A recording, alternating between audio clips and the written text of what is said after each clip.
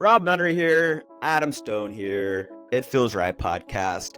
I'm coming to you from a basement in Brooklyn, New York after the APP NYC. We'll talk a little bit about that. And then, Adam, what else we got? I'm coming to you from the basement of my own house and a new setup here. We're going to talk about a little more theory-based tip of the week on speed up frequencies, and also just talk a little bit about the summer schedule in the pickleball world. Enjoy. Because you know why? Why? Because it feels right. It feels right. Legendary. Before we get into the episode, we have to tell you about a must-have for anyone in the pickleball world. If you're an avid pickleball player and don't have this app downloaded on your phone, you're missing out on so much. Meet the Selkirk TV app, the first and only free streaming and on-demand app dedicated to everything pickleball. Whether you're a player, a fan, or just curious about the sport, Selkirk TV is your one-stop shop for all things pickleball. Get exclusive early access to content you won't find anywhere else, like lessons, courses, podcasts, and much, much more. Imagine improving your game with the pros or catching the latest pickleball buzz before anyone else. Need more? How about a 24/7 live stream featuring new content daily? From gripping PPA tournament matches and live coverage of grandstand court to insightful player interviews, Selkirk TV has it all. You can dive into the action anytime, anywhere. If you're already watching this episode on the app, thank you. But if you aren't, what are you doing? Download the Selkirk TV app now. It's a must-have for anyone who loves pickleball. Visit selkirk.com/TV to get it. Hey, Brooklyn gang. That's What Brooklyn up? gang? I don't know. I'm not hip. Well, as the kids would say, we did this last week with all the mid and the bet, but that's I'm not hip with it, or maybe I am hip with it. No, you got to be careful just throwing out random signs, Rob. I think someone might be offended by that. I mean, people are offended by everything. So yes, correct. Got to be careful with anything you say. That's fair. Which, cancel culture. Yeah, Rob, you seem to be in the basement of a hotel, and I have been officially banished to the basement of my house. So I woke the kid up one time for a nap, cackling probably about something funny that you said, and I find myself in the basement. I wish I could flip the camera around and show you. It's a little bit of a ratty type setup right now. We're gonna work on it. We got the SoCal Hard 8s over here, so I like that part of it. But it's a work in progress, we'll say. Hey, respect. Maybe there's a way we could do this where we have, I don't know, green screen. I think looks kind of silly because it looks like you're floating. It doesn't look like green screen with like the weather reports, which actually looks like nice and clean and well done. Green screen on like these platforms right now, it looks like you're kind of dissolving into the screen. Because I was gonna say, what if we had a green screen with like all of the logos we want to have in the back, like Selkirk, Hard 8s, et cetera, et cetera. But I don't think it just doesn't work yet. It doesn't work. Floating, Floating, kind of like your microphone is right now, just floating in your hand with no stand. It's floating in my big old mitt right here. Yeah, yeah. The stand's too bulky to travel with. I always travel. Kids out there wanting to travel well. I never travel with a checked bag. I don't care where I'm going. I went to India for 2 weeks with only carry-on. Kids out there, only carry-on bags. I saw Dylan Frazier. We did that commercial for the Amp Pro in Coeur d'Alene. The kid had a suitcase bigger than his body. I mean, he's rolling that thing around. He's checking the bag, going to turn, like just 2 carry-ons. Amateur hour. I sweat a lot too, and I still have 2 carry-ons. Yep. So I have to rotate through shirts and undies and socks and 2 carry-ons. Yeah, you can. Life goals, right? It's the very rare instance that you aggressively need to do laundry and you can't find a place. It's still worth it to only carry on and risk that as Correct. Opposed to bringing a checked bag, which is clearly amateur hour. And if anyone else is doing that, I don't know where your head's at. Adam, I think a lot of people are doing that, and it upsets me. It makes me sad for them. So maybe what we can do in the future here, maybe Selkirk can help us with this, is actually do, one for a commentator who you might sweat in the commentary, but it wouldn't surprise me if you went through shirts in the commentary booth. I But have brow we could sweat do right a now. commentator carry on. We could do a bag check with Adam, and we could do a bag check with me on our carry-ons and show how it's done. Yeah. Oh, and all I have is the larger Selkirk backpack and the smaller Selkirk backpack, Yes. and that's it. I mean, I don't see Perfect. what more you Perfect. need. Yeah. Get it situated if you're checking bag people. And the Selkirk backpacks, honestly, are the best. I've used a lot of different bags for pickle, and it's the best bag. It has the paddle compartment, but also in the side compartments, I can fit. I'm not kidding you. I can fit like 12 dry fit shirts in there. So all the shirts I rotate through in a tournament, I just shove them down there. They go really small, and just in like one of the side pockets has all my shirts. Sick. And it doesn't fall out either. I have a variety of like liquid IV and grips and whatever in that side pocket, and it's not sealed but does not fall out. And there strong is elastic. Yes. And there's a bottom container for shoes, and like my shoes get so bad, even if I have them in a grocery bag and they're in the same compartment as my clothing, it will leak over into my clothing. So to have the special compartment at the bottom is very important for an aggressive sweater and someone who has stinky shoes. It's very stinky shoes. One trick for stinky shoes is, and I learned this in Texas just starting to play because I didn't realize this was an issue. But Adam, as you know, I would drive from downtown Austin down to San Marcos to play with the Dormans and that crew. And the issue is we play for 3 hours, dripping sweat, right? It's insane. Middle of the summer, Texas heat, you get it. But the issue is I have a 45-minute drive home, and I would usually just drive with my shoes on without taking them off immediately. Lesson learned. Right when you're done playing, you have to take those bad boys off. You have to put them in the sun. You have to dry them out ASAP or they're done. They're done. If you drive home 45 minutes, leave them on sweaty, dripping, one, your feet turn really nasty too. I had that issue. But you have to take off wet shoes. Yeah, I agree completely.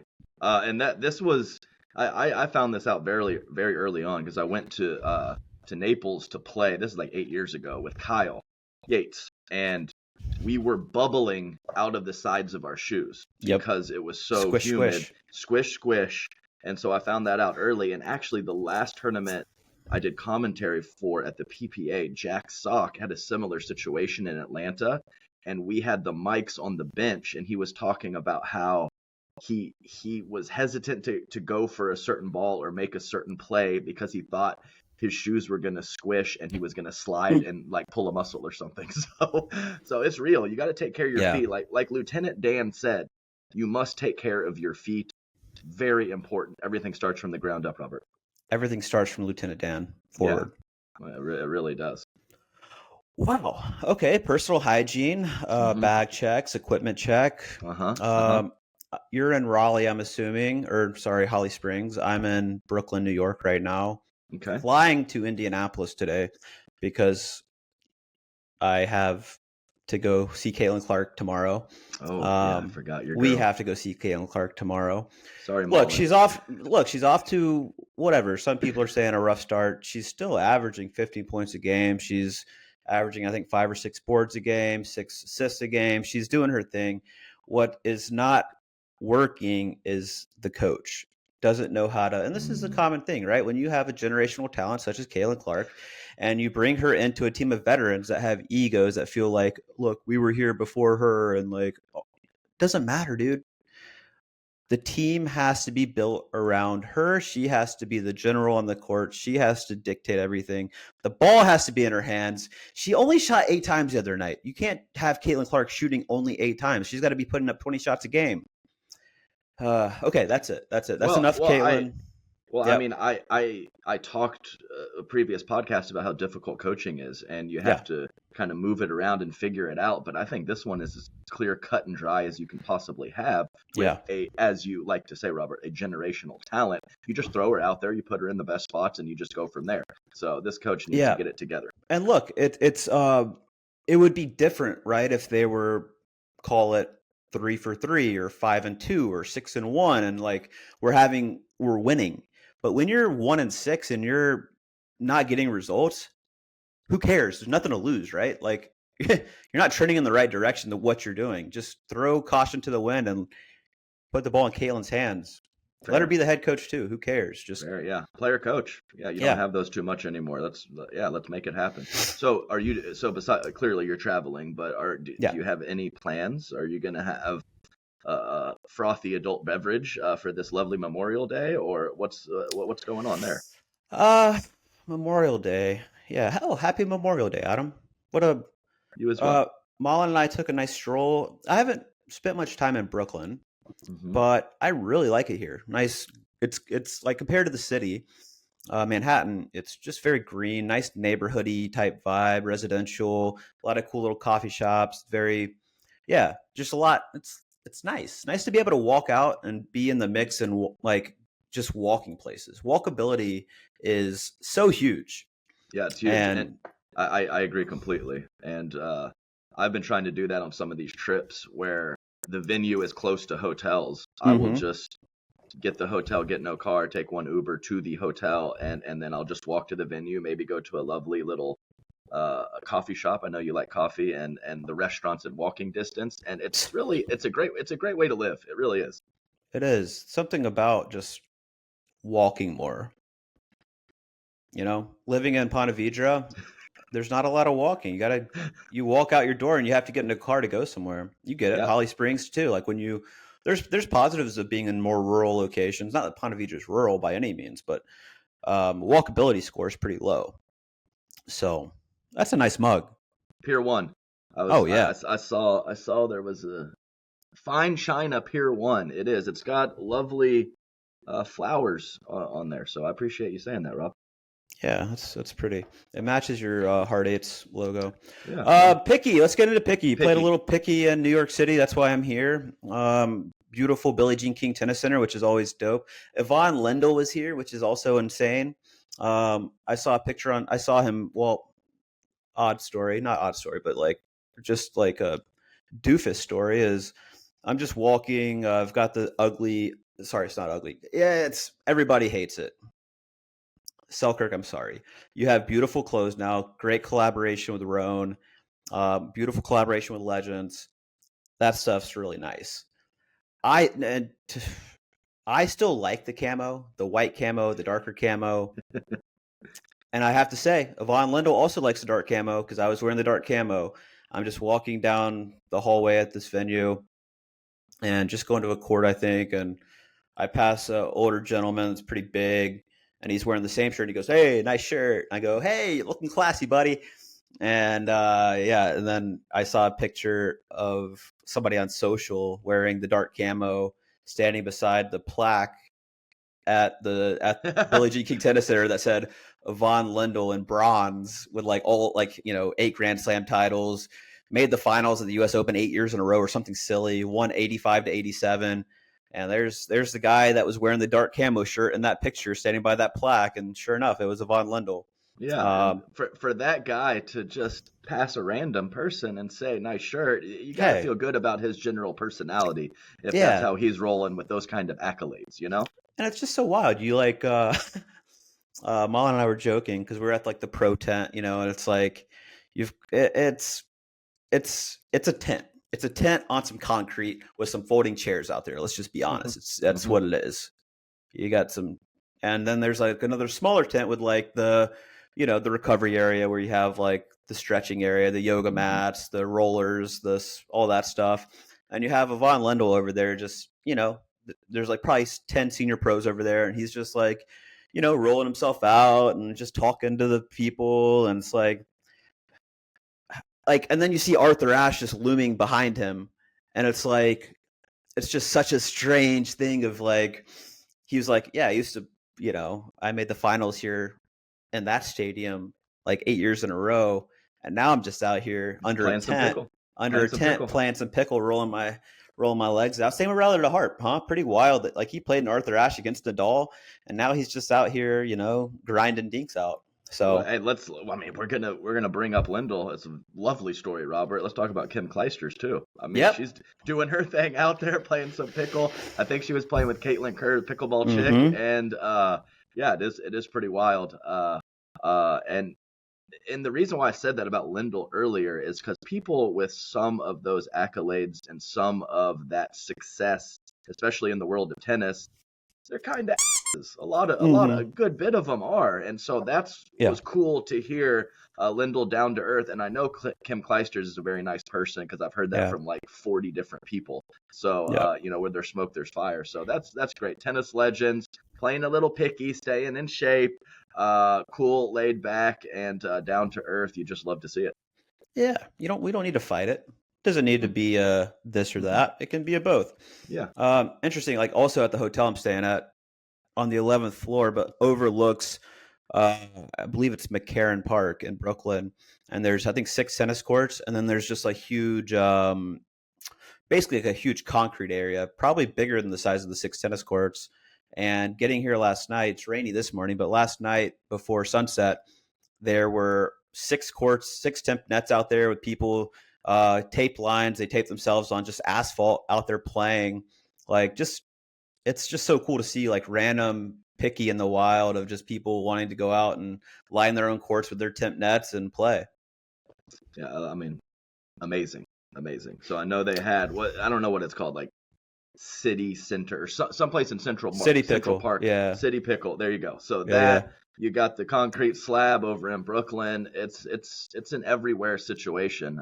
That's for sure. So NYC Pickleball, Eric Ho, making some moves also, it sounds like, in Manhattan with the facility, maybe in the Chinatown area. I don't know if that's the secret, Eric. Sorry if it is. I mean, lands at a premium, Robert. You got 1 tennis court. You got most likely 2 people playing, maybe 4. You got 4 picky courts. You got 16 people out there. I mean, it just makes perfect sense. More please. The math works. The math works. It does. Works. Let's chat a little bit about the tournament and tell us a bit about your experience and your results, and maybe you slid into the commentary booth for a few minutes as well. Let's hear it. Yeah. We've been chatting for a while about getting into the commentary booth with the APP broadcast team. Was going to try to do it in Miami at the last event they had down there, but ended up not going because of the knee. So New York came up and they're like, we'd love to get you in. We have little windows on this day. And I was able to had a break in the action because I lost in the quarters of men's with Richard Liverneese, but had fun playing with him. I mean, he's an up and coming talent. He's very good. Super fun playing with him. He came down to visit Bristol to train, but yeah, we didn't have the best result. Lost in the quarters, and if you lose in the quarters, you're done. So I had the day, and they approached me. Let's come in the commentary booth. So it was me, Chad Edwards, and Dorian Kraft, and I had a lot of fun. We commentated the match of, I believe it was Fudge and Newell against Susanna Barr and Mari Humberg, and it was awesome points. Like on the women's side, both semifinals were really, really fun, and it was a blast. I talked over points, which I feel is important. That's just bring in a little extra flavor of, we don't need. It's Adam. It's stressful. You get it. Trying to talk between 7 seconds between points is hard. It's almost impossible to say something meaningful. I agree completely. And I even jumped into the chat. I have not done that in a very long time for just a couple minutes. Yeah. And I didn't even know there was a chat. Yeah, someone made an inappropriate comment to me, but that's besides the point. It was hilarious because one guy goes, "I wish he wouldn't talk over the points," and then the very next comment was, "This is great commentary. I haven't heard anything like this in a while." So that just sums up how impossible it is to make everyone happy in the commentary booth. So it was the perfect back-to-back comments that I heard. So it was. I mean, that's with everything, right? That's, hey, you don't want to ride that middle line, right? You want people to love you and hate you. That's right. So, yeah. Yeah, talk good about me, great. Yeah, talk bad about me, almost as good. So maybe even better. So also the three person is tough too. So I have been in a 3-person booth quite a bit with MLP in 2023. Yeah. And it is, I'm not saying it's like better or worse, but it is very different having 3 and 2. So, yeah, there's little caveat to that, and you have to kind of adjust your comments and your timing, and you don't always get to say something, but then you feel like, oh, it's my turn, I got to say something good. So it's just what it is. Yeah, and I mean, as you know, Adam, coming into it, it's like you've got, like, I think I remember at MLP, I think in Austin, this is before you really sunk your teeth into commentary. You had Cameron Irwin like really teeing you up and like building you in for success, and like they're pros, right? Like they're really good at kind of leading you in and giving you kind of the basis of what, like, it's easy to just talk about pickleball for us, right? Because we eat, sleep, and breathe it. So that part's on lock. Like you said, like the transitions and stuff like that, or when to talk, when not to talk, or when to stop, a little tougher. But, having the pros that do this full time lead you into it just makes it super easy. And Dorian and Chad were both amazing in terms of just kind of teeing it up for me. And yeah, super fun. Until okay, this is it. So from the APP New York last year through basically this whole last year, I mean, every tournament I didn't even bring any kind of like caffeine because I knew Rain was going to be there. I would have the drinks, and then we get to the tournament this year. I mean, Rain's still a sponsor of the APP. I guess they just didn't do activation at this event for whatever reason. So all the players are like scrambling, like, oh my God, there's no energy drinks. What are we going to do? So on Friday for mixed day or singles day as well, there were no Rains out there. And I'm like asking Matty Pickles, who's at this event, for Rain. And he's like, dude, I don't know. I can't find anything. And I'm like, there's got to be one somewhere on the grounds of Billie Jean King Tennis Center, Matty Pickles. Please. And he was able to scrounge one up from somewhere. I don't know, but he found me one. But so then you fast forward to Saturday. I play, we play men's doubles. We're out in the booth, and then all of a sudden I look up from the booth to the court and I see somebody, there's like the Rain Energy little container on court with the branding, and opening it up and pulling out a icy cold Rain Energy drink, Valencia Orange.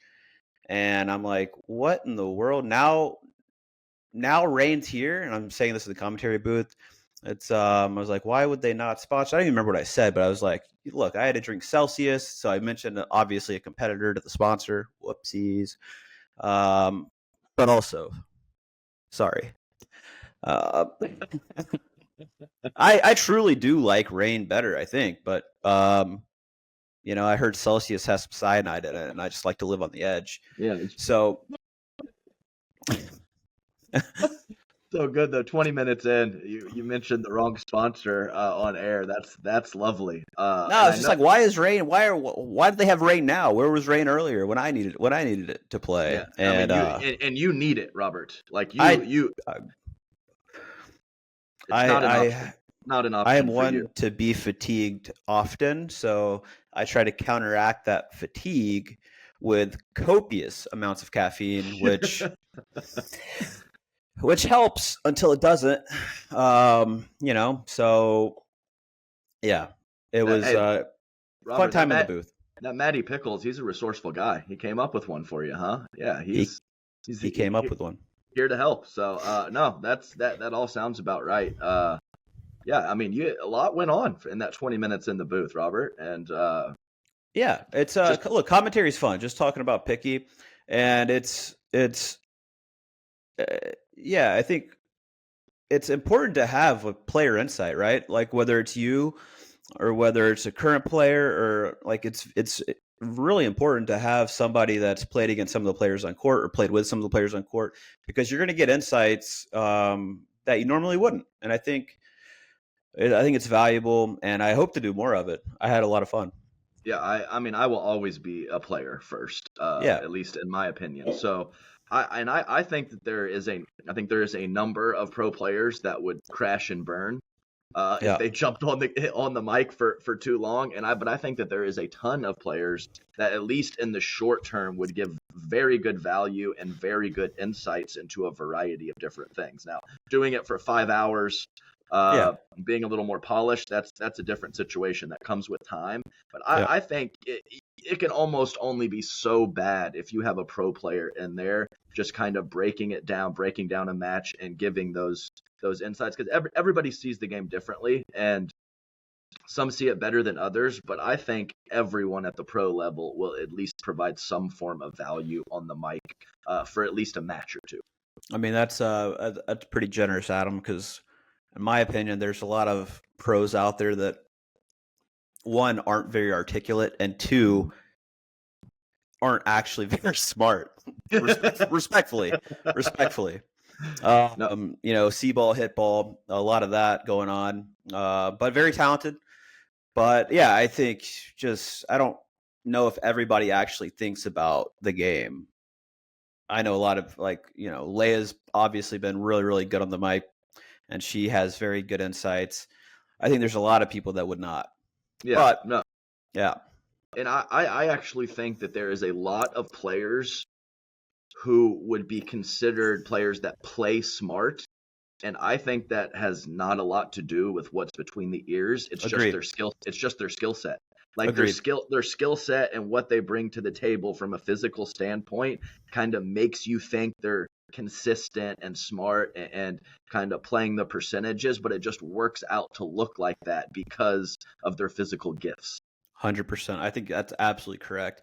It looks like, they're constructing this point this way, and they're really breaking it down, and it's just like, no, this is what they're good at, Yeah, no, I couldn't agree more. So, and then go fast forward from Saturday to Sunday, they pulled out a new kind of format called the Shuffle, which is basically you took the top 16 players entered in the tournament, you break them into how many pools? Four pools of 4 players. It's round robin style, so everybody plays with everybody in that pool. Whoever has the best first off win-loss record, top 2 advance to the next pool, and then they do the same thing there, where they do pool play, call it the semifinals, and those advance, and then you do pool play at the finals, and it's all based on win-loss and point differential. New format they're trying. They did this in lieu of kind of the team event, which they had talked about doing or announced doing. I think they announced they're going to do 5 team events at $100K a pop, and it kind of shifted to this shuffle, which kind of unique, right? Like you have players playing with, like in my first pool, I played with Sobek, Spencer Lanier, and somebody dig deep, Robert. Oh my gosh, dude. You played a whole game with them and you can't remember? A whole game, and I played 2 games against them. Oh God, Robert, come on. You are almost 40, Robert. Sometimes it just mentally just kind of dips around. Oh my gosh, dude, this is insane. It doesn't matter. I can't think about this because it's gonna annoy me. Josh, let's trim this so I don't look so dumb.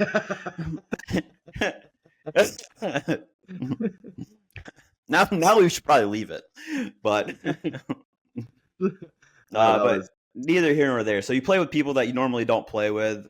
It was kind of fun in that respect, Adam. We always talk about how it's cool to see players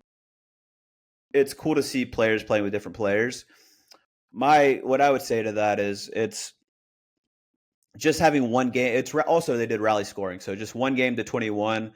No freeze, no win on serve, just straight rally, true rally. Whoever gets there, you can win off a return, whatever. Which obviously fun for viewing, but not very fun to play, in my opinion. I'm a staunch advocate for you should have to win on your serve. Forget the freeze, forget anything else, but like win on your serve, because in pickleball, that's like that to me, that's earning it. So I don't know. I have mixed feelings on the event. I would much rather have seen a team event kind of come together.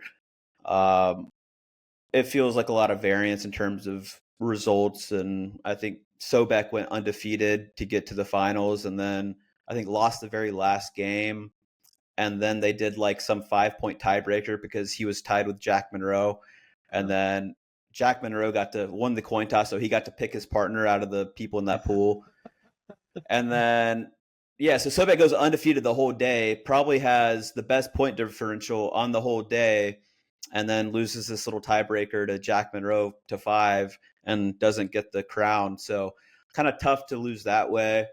And then you had then there's also a tie in one of the early pools. I think it was a tie between Jaden Broderick and Ryler to Hart. They both had 3 points, like +3 in the point differential, and were tied to move on.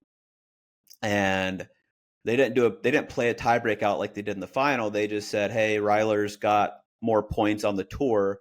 Ryler advances. Jaden, sorry, back to the back draw. Yeah, and that's tough.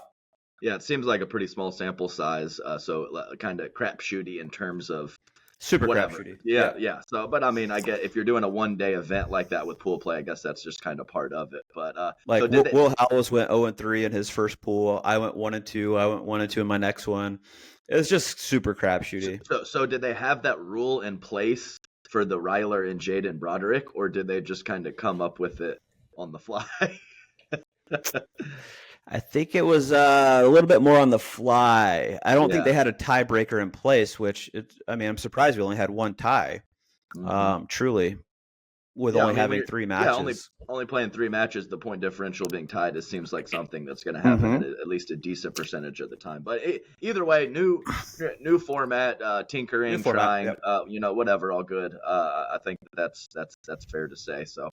I didn't see that part of it. Saw very little bit of the stream. I really only tuned in when you were doing commentary, Robert. That was the highlight. That was the highlight for me. So, solid. Always a very cool venue. They kind of mixed up the championship court this year and put it on a different court, and I like it was very tight to the court, which I think is a big deal. And pro picky is to have a stadium court that's really tight to the court, makes it feel very intimate for the players. It's good energy. So well done on the championship court. And not another APP till the beginning of July. Where are we now? Mid-May? Okay. Yeah, that's a while. But I do agree. I wanted to say I do agree with you on the championship. Some of the bigger tennis facilities, I think that it's easy to being a venue being spacious on the grounds is absolutely amazing, but you want that energy from the fans, and if they are too far away or just sparsely kind of put into a huge tennis stadium, I do think that hurts the vibe of that court and could even affect play with the energy of the fans not kind of leaking over to the players. So that's a good point. Like the spacious, like the big bathrooms, like the access of all of those tennis facilities, but having that championship court or the grandstand court or both be a little more cozy with atmosphere is definitely something that's important in my opinion. Yeah, 100% agree. And but pretty big break between this one to SoCal. I think Newport Beach is next, beginning of July, and then an even bigger break. Not another tournament after that until the end of August. So kind of a quiet summer on the APP front, which we see this a lot in pickleball when events aren't happening and the other tours are having a bunch of events. It really takes up a lot of it just grabs a lot of attention, right? And the tour that's not, and it's gone both ways, right? There's been times where the APP's had a ton of events, and there's been times where PPA's had a lot and APP's not had a lot. And it's just interesting because during those times, those tours that are having events often are really grabbing your front of mind with the fans, with everything going on in the pro pickleball world. And it's a big deal to be in front of the audience, right?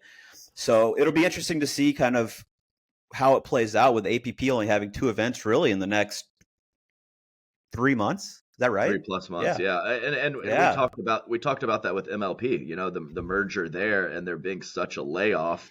And, I think it's something that just doesn't instantly come back. It's going to take a little bit more of a momentum build because it was something close to 6 months without a major league pickleball. So that's part of it, and I think that that's a reasonable point and makes sense in that regard. So you just I yeah, I don't know what the answer is or exactly what else to say about it, but I think it's a Yeah. good point. Yeah, we'll see how it plays out. Um, Adam, you brought up frequency earlier, and it's something we talk a lot about in terms of me as somebody that likes to pull the trigger. Um, Less frequent equals more success typically. But we can just go ahead and get into the tip of the day. But you brought this Sure. up, and you said it was based on something you heard Colin Schick talk about. So would love to hear kind of what your perspective is on it. Yeah, so it was a little clip from another podcast. I have no idea which one it was. Sorry about that. But Colin and I were doing a good bit of drilling there for a while, maybe once a week for a few months. And I mean, he's clearly a smart guy, and so he would kind of pick my brain. Not that I'm as on his level of smarts, but I have a lot of experience playing. So we talked, and he was kind of settling into that right side role with Jack Sock, and he was kind of just asking for some tips. And I am really big on the blend and poker and how it pertains to pickleball. And so one of the main theory aspects of poker is to be balanced in all situations, meaning that if you always have a good hand in this particular situation, or you're always bluffing in this particular situation, you are exploitable. So it goes both ways, doing it too much or not doing it enough. Yeah. So I think that that carries over a lot in pickleball to the frequencies when you are pulling the trigger. And a lot of this is opponent dependent as well. So I might have a certain player in front of me, and I get this ball and I am pulling the trigger 1 out of 10. I might have this certain player in front of me, I get the exact same ball, and it's like a 7 or 8 out of 10 situation. So the players are getting so good. They have such quality skills, and if you are giving them an opportunity to anticipate or know that a certain something is coming, you are in big trouble with how good everyone is. So I think it's so important to not only change your spots up to, it could be right hip, right shoulder, left hip, left shoulder, whatever the case may be, full body, maybe going into space up the line, and also balancing out the proper amount of time to attack given your opponent and how quality your attacks are. If you do it too much, problem. If you don't do it enough, also a problem, in my opinion. Yeah, and I think there's some additional things to think about here too. And again, like you said, Adam, it's very dependent on who's in front of you. It's also pretty dependent on your own skill set. If you are somebody that you feel like you have really good hands, and you feel like if somebody's attacking you that you can be on it, your frequency can be less, and that means when you do speed up, your success rate will be higher typically. But if you're somebody that feels like you're getting bullied a lot and you're getting caught and your hands aren't up to snuff, you don't want to get bullied. So you want to put yourself in positions where you're the one bullying, because if you're just a great dinker, but you get that cross court go. Let's say I'm on the right and my partner's going cross court on the left, and I think and I'm worried about my hands. That's not a great position to be in, right? So depends on your skill set as well. If you have good hands, you can be more patient. You can not worry about you might want the opponent to speed up. And it's not only your own skill set, I think, Adam, but it's also dependent on, like what I saw in New York this weekend, is conditions. Um, Playing in Salt Lake City or St. George or Denver versus playing in New York or Florida or Georgia is very, very different. And that also plays into speed up frequency. Also court surface. So we played on Pickleball United courts, which are the rollout courts, which my opinion play very well, but the ball doesn't bounce up as high, which means, especially off the bounce, your trajectory off the speed up is more incline, right? So it's more going up versus kind of going straight through linear, um, which just means your opponent's going to be able to hit down more and have a little bit more time. Also, ball dependent, right? There's a lot of variables here. The Franklin ball, especially in the heat, which we had a hot weekend here in New York, slows it down even more, makes it heavier. It makes the bounce stay a little lower, even on top of the courts. So in that case, the team that's speeding up is, unless it's just a insane speed up, off the bounce, you're going to be in trouble if you're trying to speed up often. And I ran into this. I tried to do too much off the bounce. I tried to create too much, and especially on the shuffle day. And I just got into a lot of trouble because everybody's got pretty good hands, and I'm speeding up off a lower ball than it normally would be off the bounce. So yeah, a lot of conditions and variables that come into account here. And I think in the conditions, let's call it New York, where it's really slow and soft and not bouncing high, I should have absolutely changed my frequency to only attacking balls that are net level high out of the air versus off the bounce, and tried to just be more aggressive on my dinks. But I didn't. I pulled the triggers early and often, and I got punished. So Yeah, no, yeah, it's all very good points, Robert. And I just kind of even think of it as a sliding scale. It's like I get this ball. I'm trying to predetermine and factor in the conditions of my opponent. What kind of ball we're playing with? Is it muggy? Is it 40 degrees? What is it? And one ball right here on my forehand side off the bounce, about mid thigh high, that could be an 8 out of 10 pull the trigger situation when the conditions are right. And it could go all the way down to a 1 or a 2 out of 10 if, like you said, the ball is softer and marshmallowy, and I have whatever, Eric Lang thunder punching backhand counters right in front of me. So it's not just as simple as I get this ball, I'm gonna fire away half the time. You have to, once you start getting in that 4.0 plus type level as an amateur, you should be thinking about other factors and adjusting your frequency on when to speed up and where to speed up. yeah. Yeah, I think that that's a pretty good. That's some high level stuff. Well, we just talked some basic grip stuff and advantages and disadvantages last week, so a little more theory based this time, and I think we'll bounce back and forth between specific situation and technique and stuff. Technique stuff, and also some of this more deeper chess not checkers type of stuff that we like to say a lot with pickleball. So it's important to have a little bit of both, and everybody's good, whether it's at the low levels, the mid levels, or the pro level. So you got to try to find that edge somewhere. Everybody's good, and everybody's getting better, and everybody's working hard. So it's pre-qualies, qualies. It's getting tough to break in. It's getting tough to break in. So hopefully that tip, use some of that. Think about some of those things: opponents, balls, conditions, temperature, court surface. All of it factors in, and it might only affect it a little bit, but affecting it a little bit is a big deal these days. Do we have a PPA coming up this weekend? We do have a PPA Dallas. PPA in Dallas. I will be on the mic Thursday, Friday, Saturday. It is a standard format, not a progression draw. And I believe we have Dallas, then Sacramento, and then San Clemente, all in about a 5-week stretch or so. So, and then there's MLP DC.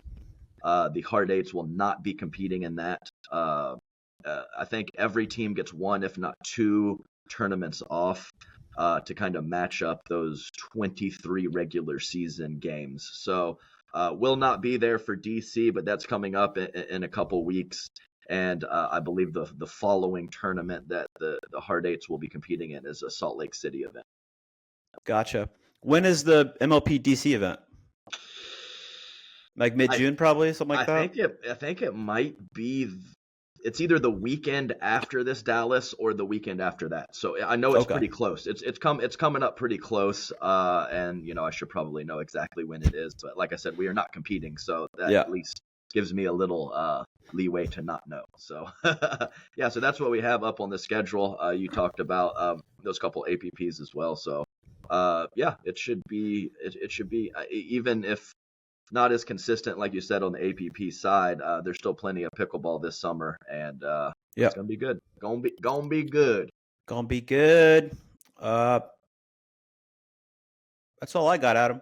Yeah, I think a wrap is right here. A little lighter on time for this Memorial Day special. Safe travels to you, Robert. You're in planes a lot, as am I. So Safe part of the travels you to Dallas. deal. Yeah, that'll be Wednesday night travel for me. I made a mistake going to Atlanta as my flight got delayed. I tried to travel the morning of, and that did not work out in my favor. But that's part of the deal. So Part of the deal. Rack up so I'm those gonna. miles, Adam. Yeah, I need to. I need to be more on that. I kind of Get Corinne. slack. She's probably all over that Yeah, now. yeah. She's less organized than you would think. You think Professor, you think Smiley Corinne. She's got everything together. Some of those paperwork type things are not her strength, and Adam, clearly look, are not my strength. I've never seen Corinne late. I've never seen her unorganized. Everything that I've seen about Corinne is the epitome of professional, punctuality, timeliness. Just, I think she's on it. Let's end right here. Perfect. Bye bye.